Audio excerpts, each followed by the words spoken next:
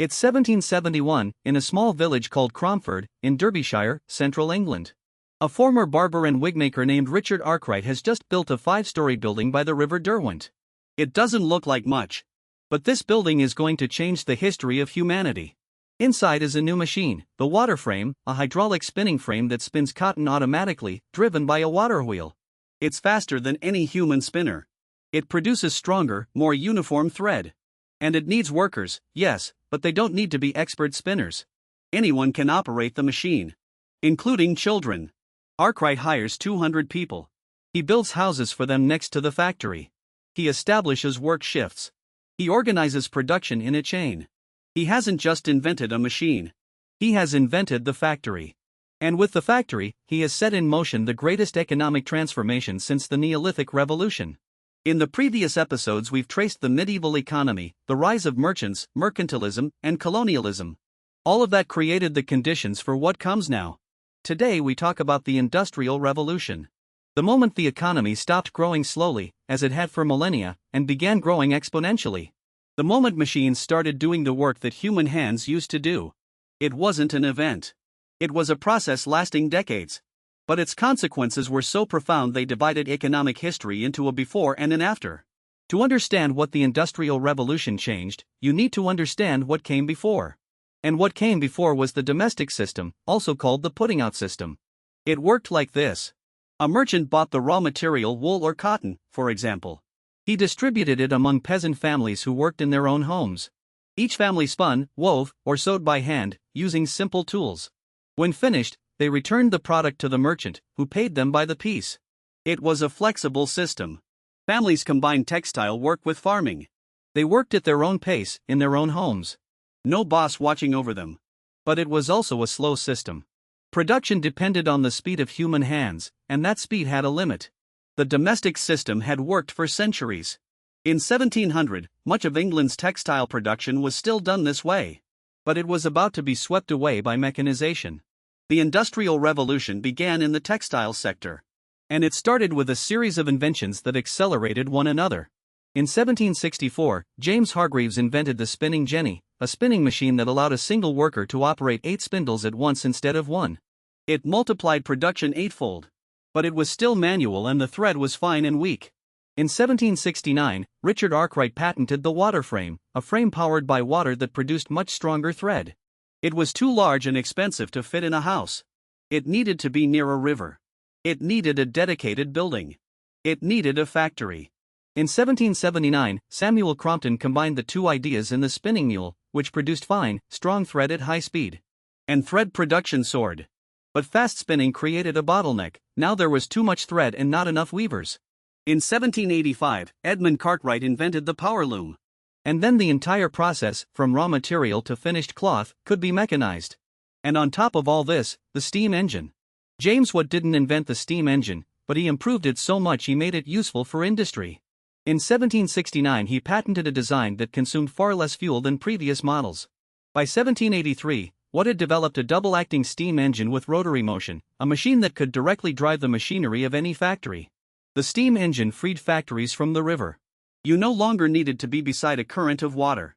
You could build your factory wherever you wanted, as long as you had coal. And Britain had coal in abundance. This is one of the great questions of economic history. Why did the Industrial Revolution start in Britain and not in China, which had advanced technology?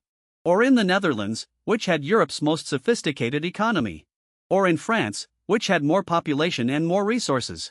Economic historians have proposed many explanations. No single one suffices, but together they compose a convincing picture. Historian Robert Allen has influentially argued the key was the cost structure of the British economy.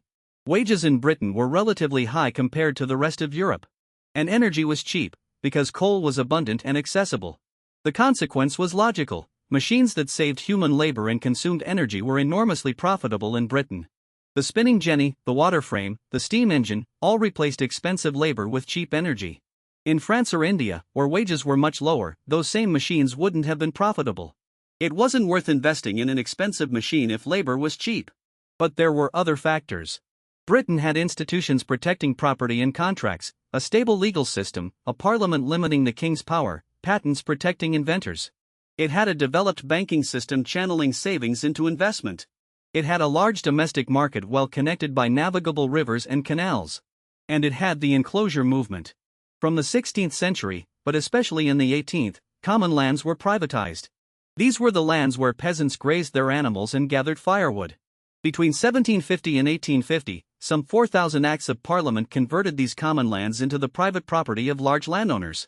Peasants who lost access to the commons were pushed toward the cities, where they became the workforce of the new factories. Enclosure was a painful process for millions of rural families. But it provided the nascent industry with a steady supply of workers. The effect of all this can be seen in a single place, Manchester. In 1700, Manchester was a small market town of about 10,000 inhabitants. By 1850, it had more than 300,000. It was known as Cottonopolis, the world capital of cotton.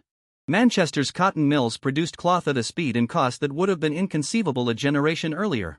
The cloth was so cheap that the artisans who spun and wove by hand in India, who for centuries had produced the finest textiles in the world, couldn't compete.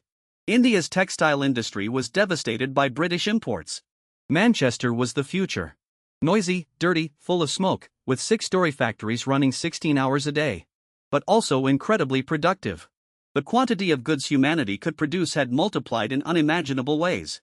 Before leaving this episode, it's worth mentioning a group of thinkers who prepared the intellectual ground for what came next. The French physiocrats. In 18th century France, a court physician named François Quesnay developed the first systematic economic theory. The physiocrats believed land was the only true source of wealth, not gold, not trade. Agriculture, they said, was the productive activity par excellence. In 1759, Quesnay published the Tableau économique, a diagram showing how wealth flowed through the economy, from farmers to landowners to artisans and back. It was the first attempt to model an entire economy as a system. But the most important thing about the physiocrats was their political conclusion. If land and nature are the sources of wealth, the best economic policy is to let the economy function without government interference. Quesnay coined the phrase that would become the motto of economic liberalism: laissez-faire, laissez-passer. Let it be, let it pass. The physiocrats were wrong that only land creates wealth. The Industrial Revolution proved that manufacturing and technology create wealth on a scale no wheat field can match. But their idea that the economy works better with less state intervention would profoundly influence Adam Smith and all subsequent economics.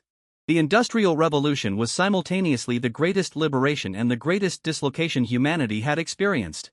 For a cloth merchant in Manchester, it was a fabulous opportunity.